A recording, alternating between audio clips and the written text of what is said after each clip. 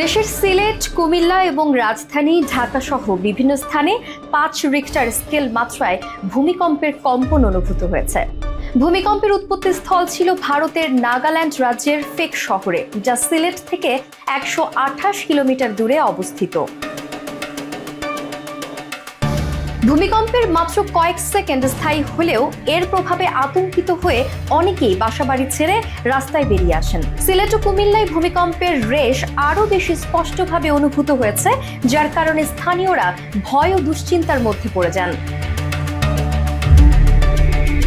এদিকে ঢাকায়ও মৃদু ভূমিকম্পের অনুভূতি ছিল, তবে ক্ষয়ক্ষতির কোনো খবর পাওয়া যায়নি। অবশ্য এই ভূমিকম্প আতঙ্ক ছড়ায় নগরবাসীর মনে, যদিও এখন পর্যন্ত বড় কোনো ক্ষতির খবর পাওয়া যায়নি। তবে ভবিষ্যতে আরও ভূমিকম্প হতে পারে এমন আশঙ্কা করে সতর্ক থাকার কথা জানিয়েছেন বিশেষজ্ঞরা।